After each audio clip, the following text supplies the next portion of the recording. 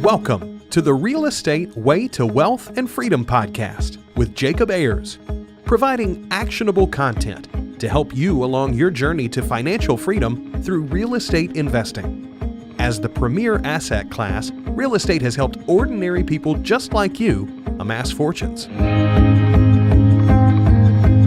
The benefits of passive income from real estate investing will allow you to live a life you want. And now your host, entrepreneur, real estate investor, and apartment deal syndicator, Jacob Ayers.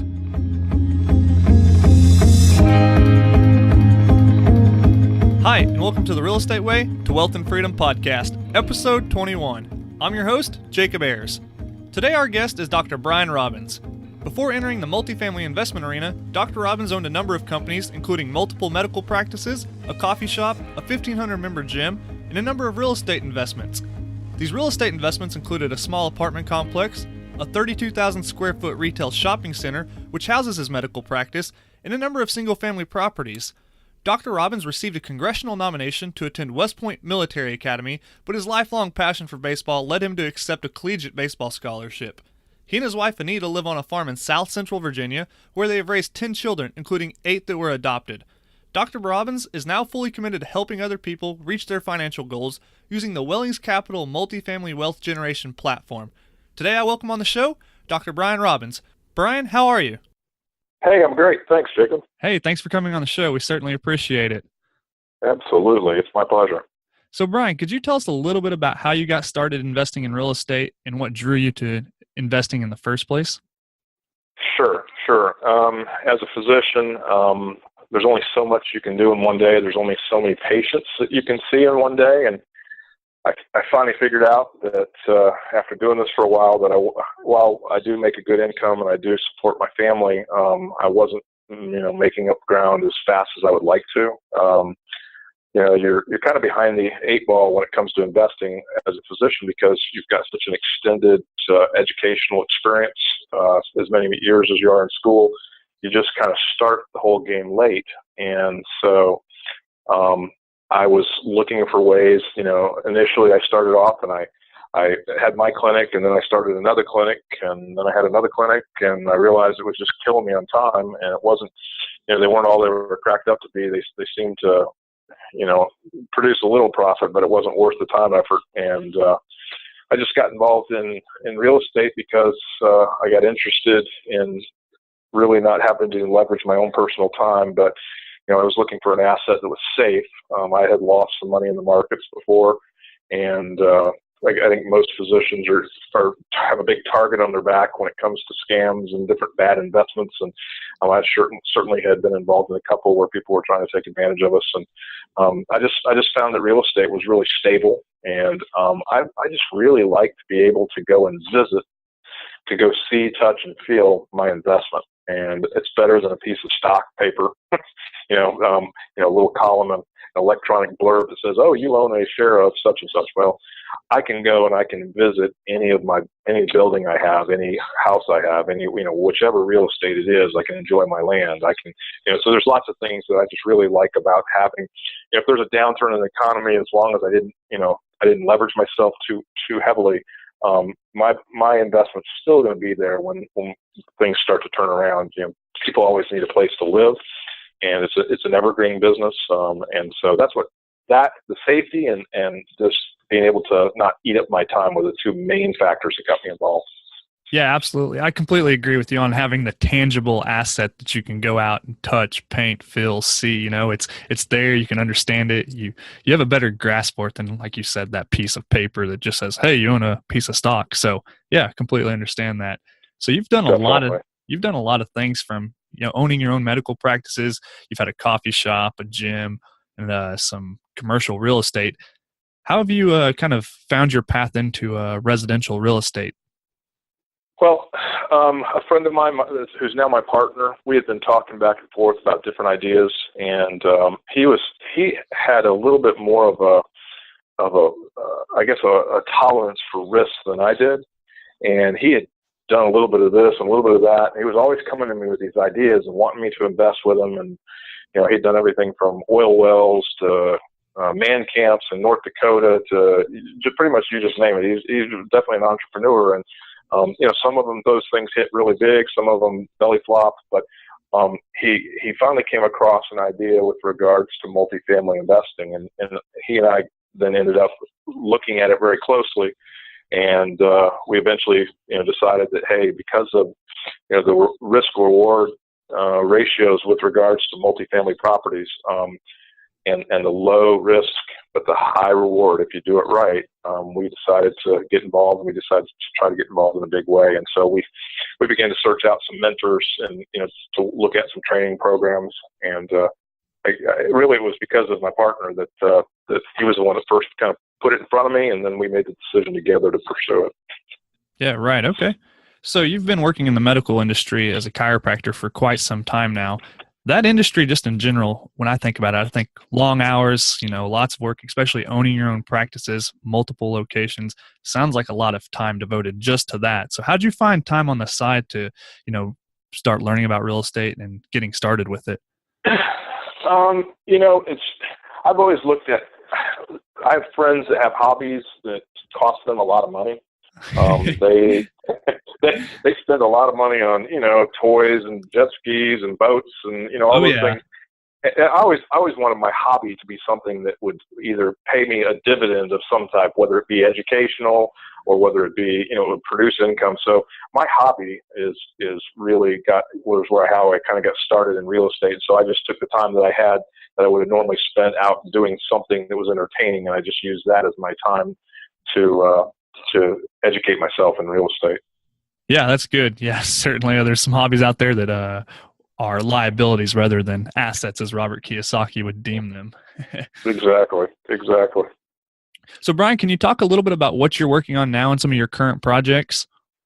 Well, sure. I guess we could talk about my book. I'm currently writing a book, and some of the motivation for my book was some of my own experience with a failure in my first really big commercial real estate deal, and also then it kind of spawned some ideas with regards to the things that physicians are going through. And so the name of my book, it's going to be published here hopefully in the next couple of weeks. We're in the editing process right now, but the name of the book is Done: The Professional's Guide to Double-Digit Returns, Multi-Generational Wealth, and a Worry-Free Retirement. It's kind of a mouthful, but it does kind of summarize what I'm shooting for in this book. And it's really just, I guess, kind of helping physicians get their head around the frustration that they feel. A recent poll of physicians showed that 51% of all physicians would not choose this field again. And that's a sad state of affairs when more than half of your physicians just want to get out. Most of the guys that are my contemporaries, my age group, they're trying to find any way they can to get out of healthcare because it's not what they got. When we signed up, when we were young, we were looking for a way to help people. We were looking for a way to really, affect people's lives. And now it's really just become this paperwork nightmare.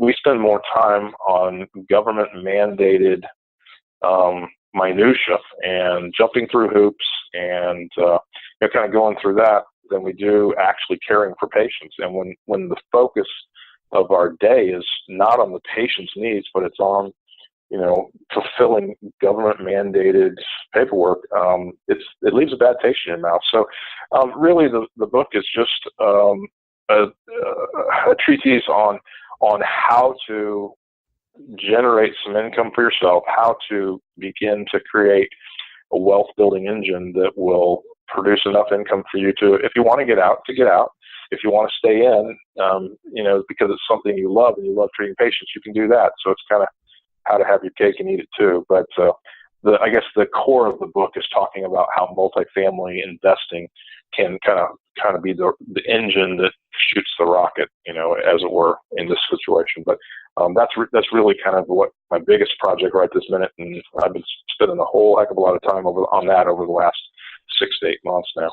Yeah, I'd like to talk about that a little more. So it sounds like you've got a very specific target audience in medical professionals, but I think the same could be true for other industries, attorneys, engineers, almost anyone, it seems.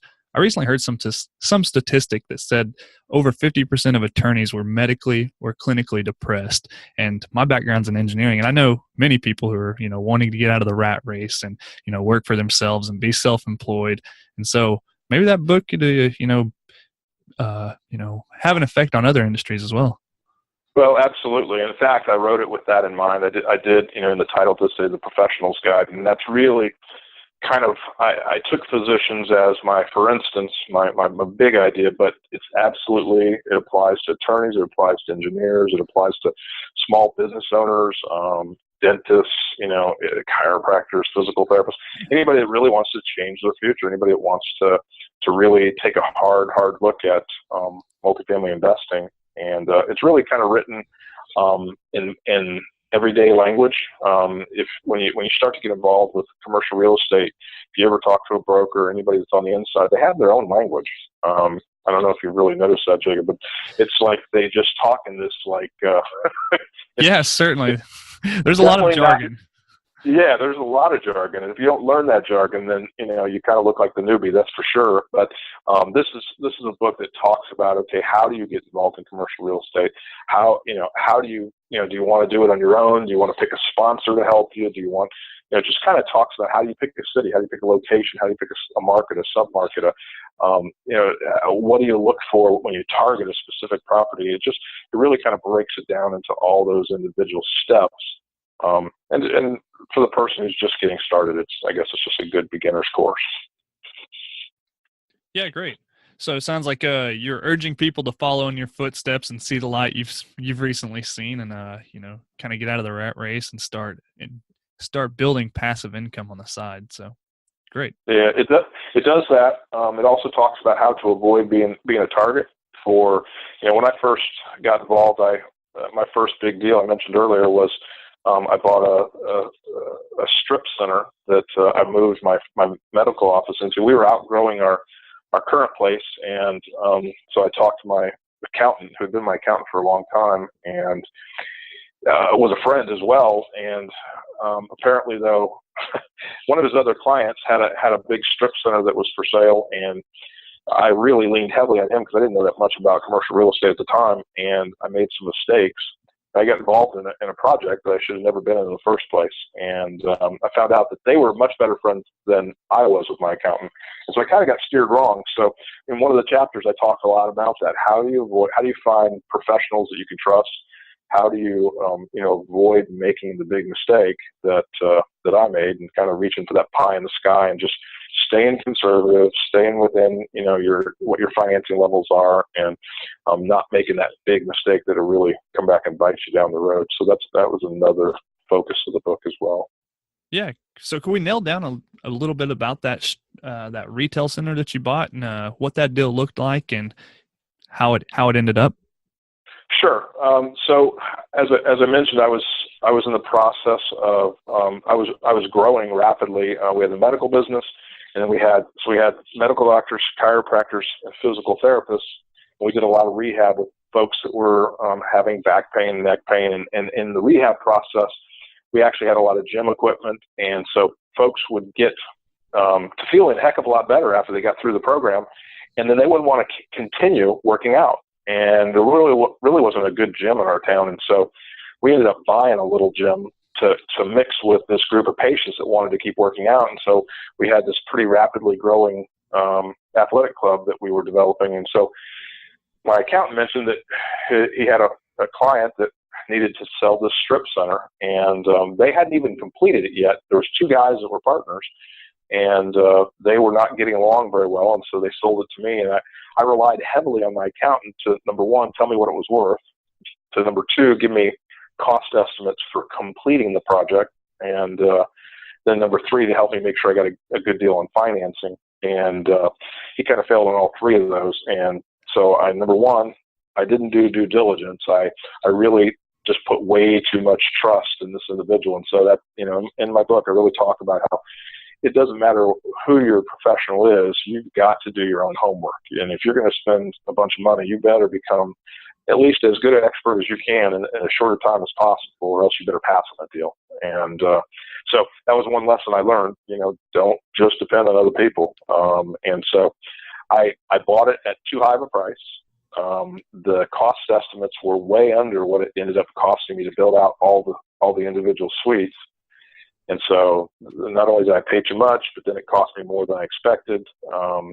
Then I unfortunately got caught with bad timing. It was right before NAFTA hit, and I live in Southwest Virginia, and the whole textile industry. This area is big in tobacco and textiles and furniture, and 2 out of 3 of those went to Mexico, and the third one, tobacco. You kind of know what's happened on that front. So we went from a very thriving economy to virtually no economy overnight. So I was left with a big strip center that I was paying the mortgage on, basically out of pocket for the most part, and we had over in our city, we had over 50% of the commercial retail space was empty.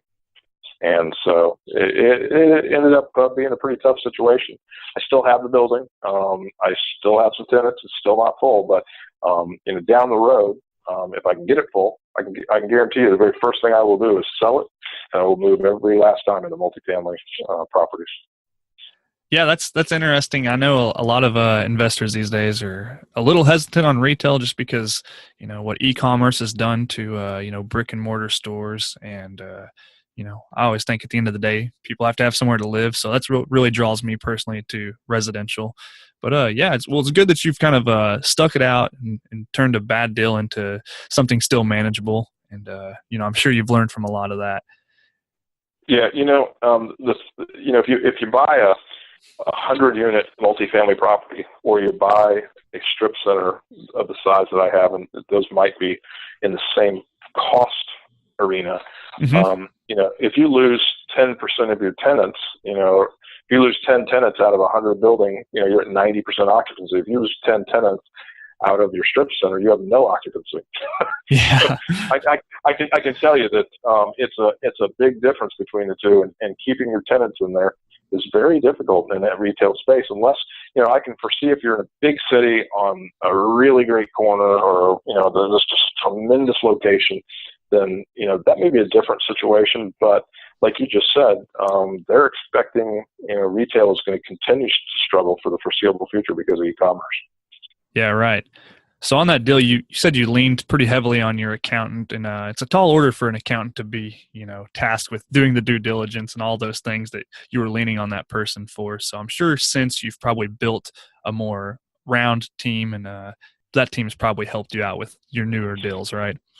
Absolutely. We found people that specialize in each aspect of due diligence, as well as I've, taken on the responsibility to become, I don't want to say an expert, but I'm working on it. I'm definitely, my educational process has had a huge ramp up. That's for sure. Yeah. Well, that sounds like I'm going to assume your worst deal. So could you talk about one of your better deals you've had in the past? Well, we've done my partner and I have done some single family homes, and those have worked out probably just as a home run. And we've done some flips that have been really, really good.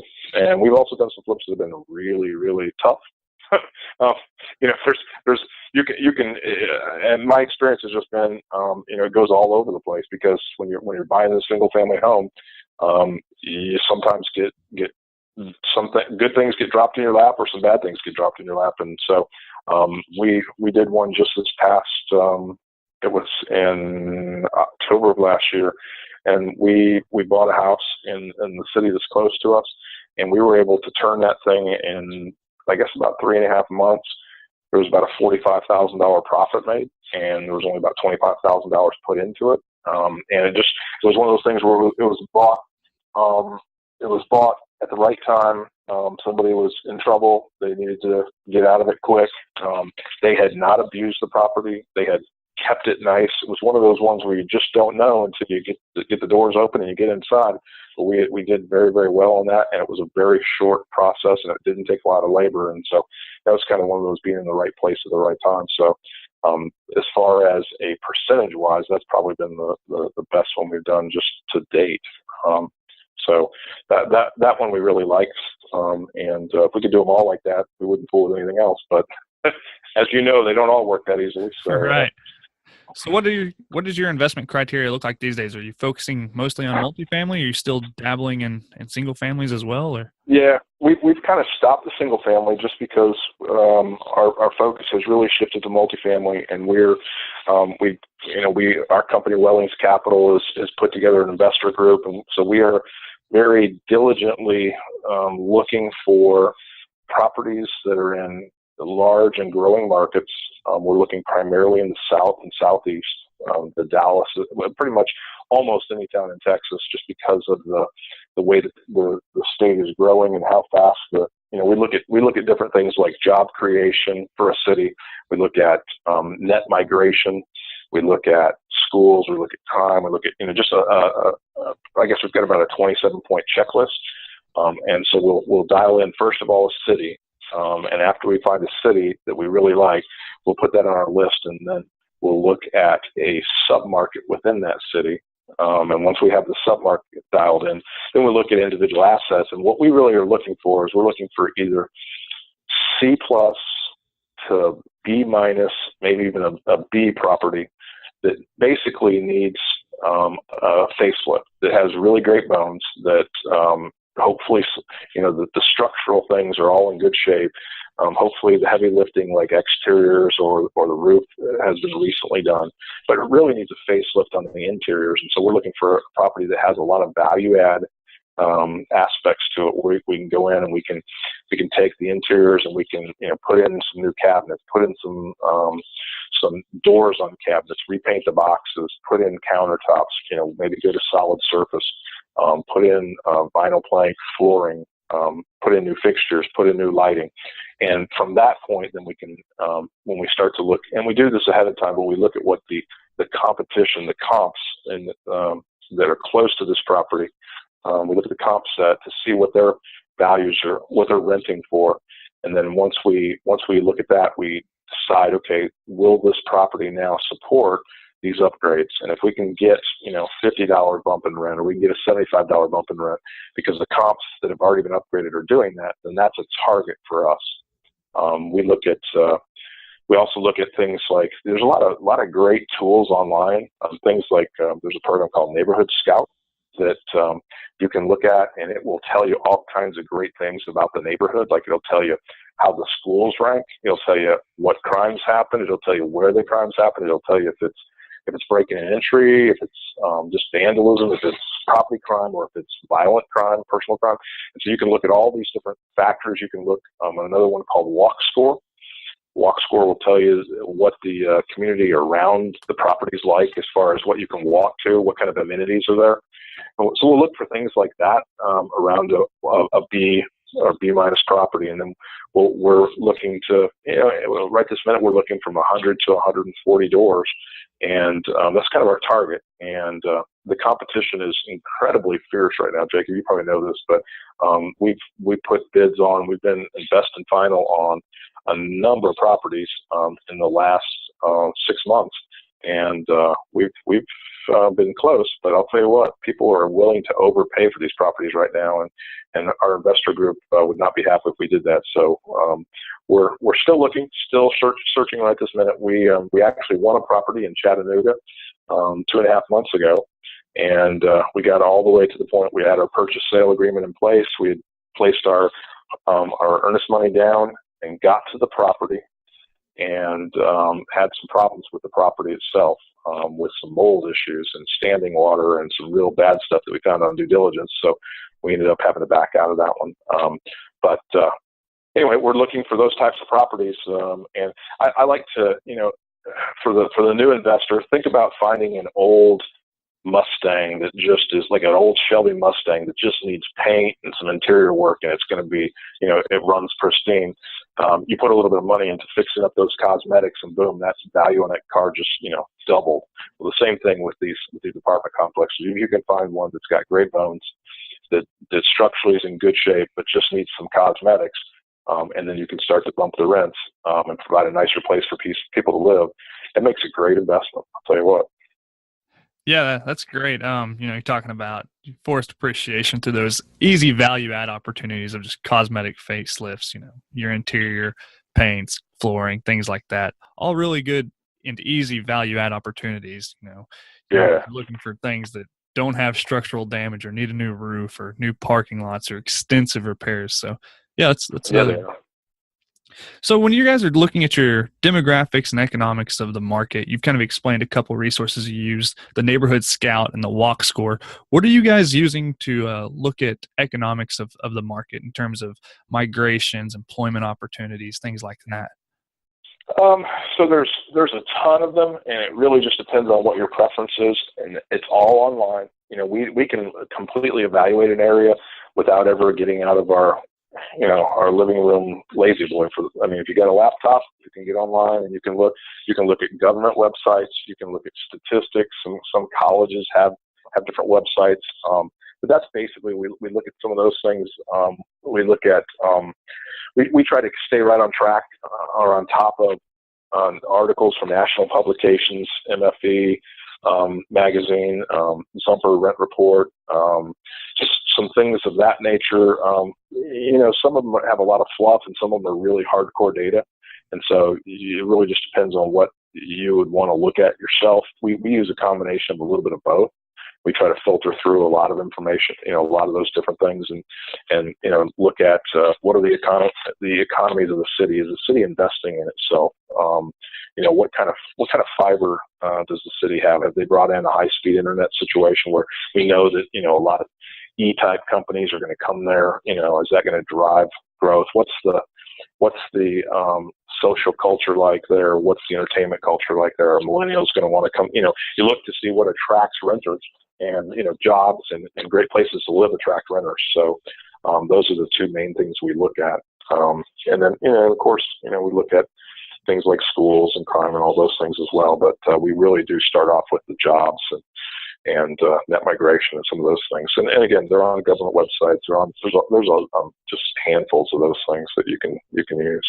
Yeah, great. Good points. One of the things I found interesting you said is looking at fiber internet. It's a pretty cool factor, leading indicator, if you will, of what the city is investing in developing. So cool.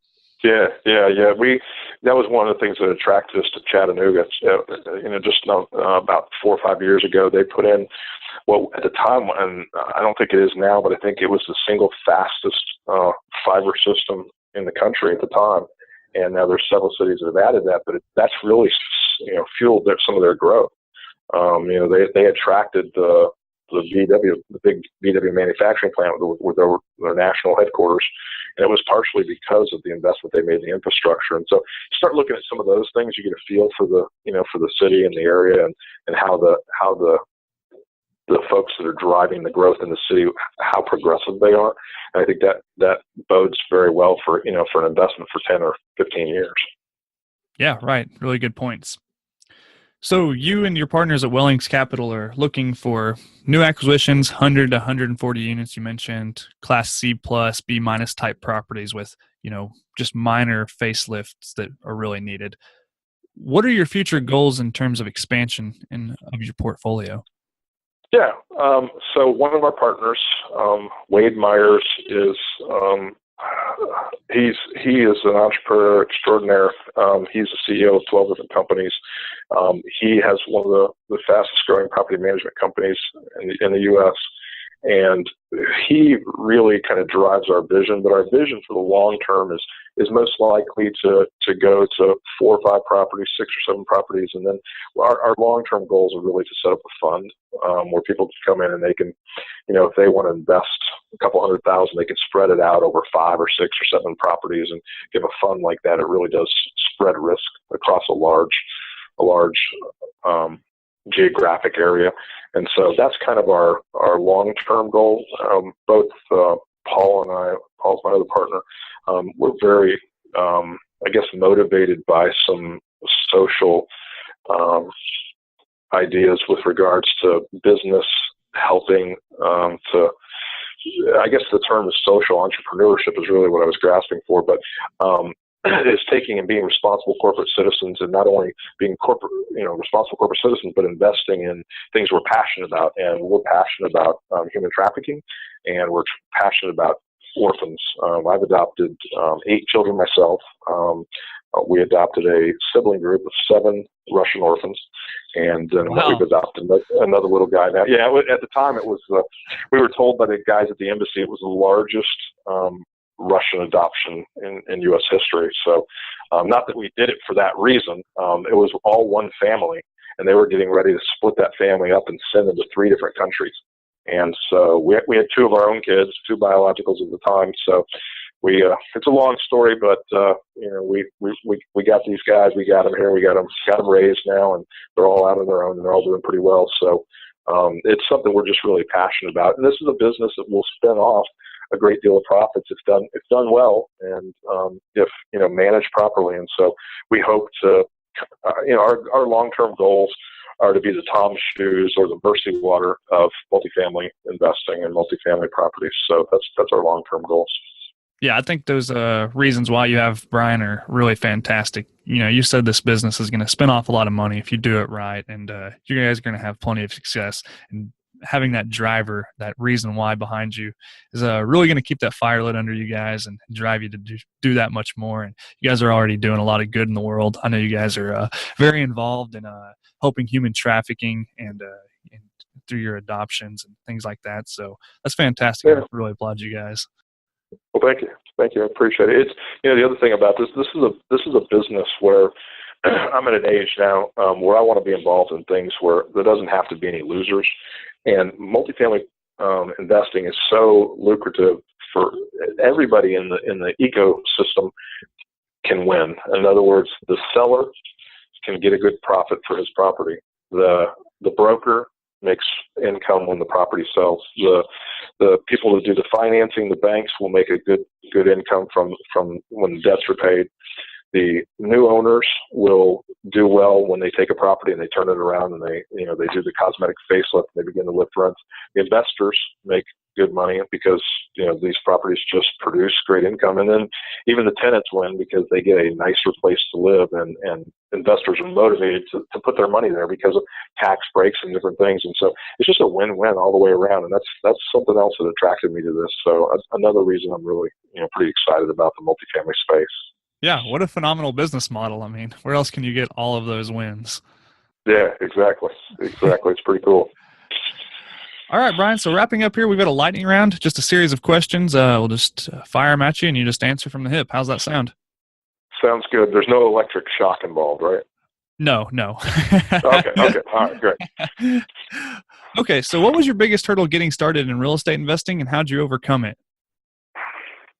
My biggest hurdle was it was just an information gap initially. And so I got involved with a group that actually has a course that they teach. It's a year-long course on multifamily investing. And that was just seeking out professionals in the field and really, helping to hurry along my education was probably the best thing I ever did. Yeah, okay. Do you have a personal habit that contributes to your success? Personal habit.